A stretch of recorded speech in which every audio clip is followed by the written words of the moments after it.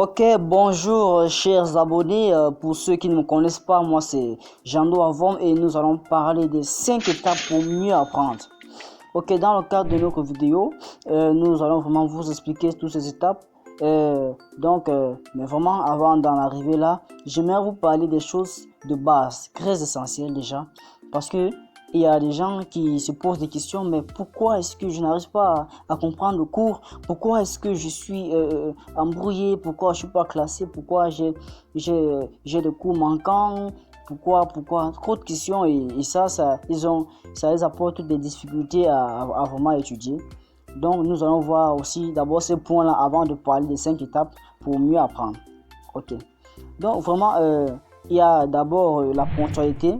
Déjà, lorsque on part au cours à l'école, il faut arriver vraiment à l'heure.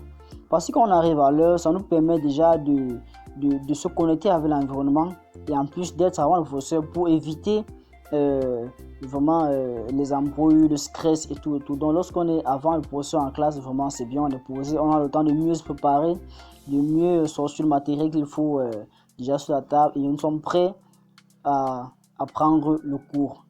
Donc, c'est très important d'arriver à l'heure. Deuxième chose aussi, il y a vraiment la prise de notes, c'est-à-dire il faut il faut tout prendre, il faut bien écrire pour que arriver à la maison, lorsque vous ne comprenez pas bien un mot, il faut demander au professeur pour qu'il peut-être il écrit au tableau le mot, les mots difficiles et tout ça. Donc vraiment il faut écrire vraiment ce qu'il faut pour ne pas vous embrouiller à la maison. C'est très important. Il y a ça. Il y a aussi une autre chose, c'est vraiment la lisibilité de l'écriture.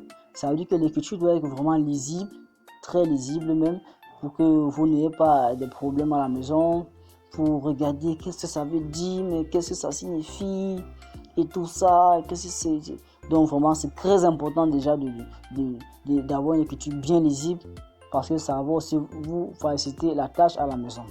Donc c'est vraiment des points essentiels qu'il faut vraiment que vous veillez à ça.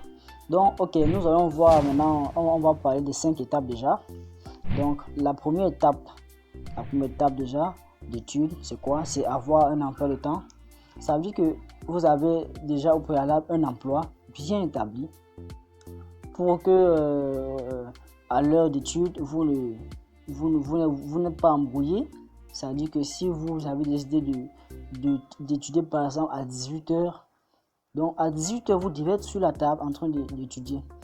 Parce que quand on n'a pas de programme, les heures passent, tu vas te lever comme ça et puis tu vas t'asseoir, tu lis. Tu ne sais pas combien d'heures tu vas faire sur cette matière. Les matières ne sont pas classées en fonction de leur difficulté et tout et tout.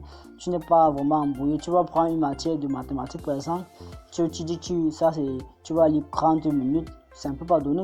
Donc c'est vrai qu'il faut établir un bon programme en fonction des matières, en fonction des difficultés des matières pour pouvoir vraiment être vraiment posé dans ça. Donc il faut établir un bon emploi de temps pour ne pas déjà être embrouillé au préalable.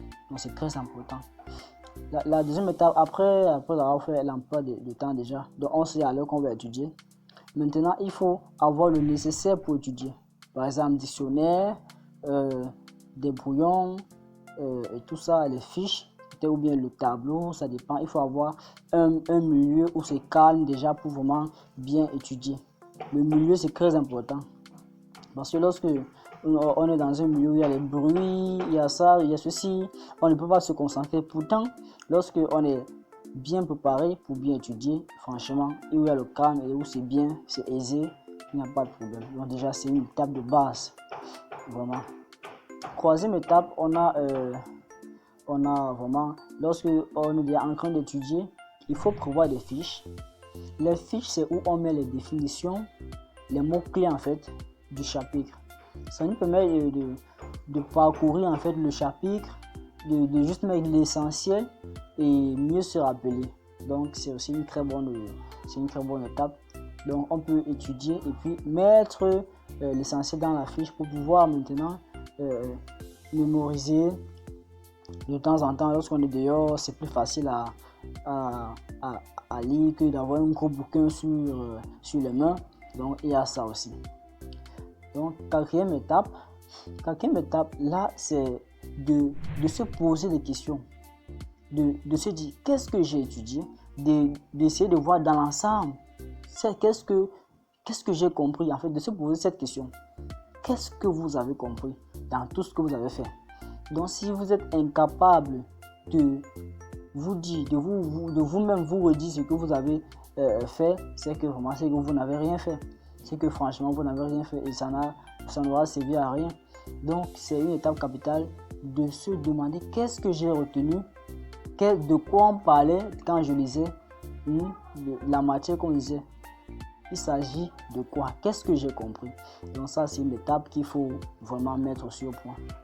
La dernière étape déjà, c'est de se rassurer vraiment qu'avant le temps qu'on s'est donné, qu'on ait vraiment assimilé le cours comme on voulait.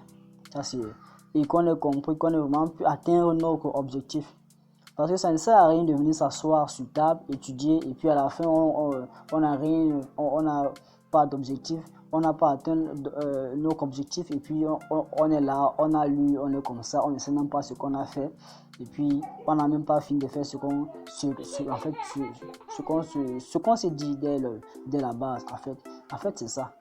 Donc, il faut vraiment, pour mieux apprendre, ces 5 étapes sont capitales. Donc, déjà, surtout,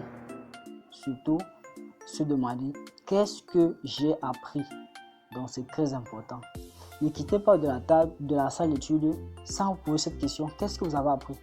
Parce que quand vous allez aller vous coucher, même en vous couchant, vous pouvez toujours penser à ce que vous avez étudié pour que ça reste, pour que le matin, peut-être vous révisez encore. Bon, ça dépend, mais c'est très important de vous expliquer vous-même, un peu comme si vous étiez le professeur, comme si en fait, à la place du professeur, oui, vous mettez à sa place et puis vous essayez d'expliquer à quelqu'un, vraiment, et tout, comme ça, et tout, et ça sera vraiment très bénéfique pour vous.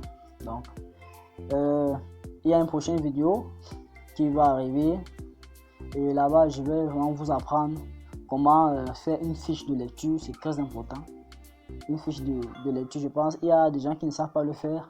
Parfois, il y a des longs cours et puis ils sont débordés. Donc, il y a un cours qui parle de ça. Je pense que je vais le faire, ou bien je l'ai à faire. Je pense bien. Pourquoi je vais vérifier, mais il faut aller chercher. Donc, merci bien. Portez-vous bien.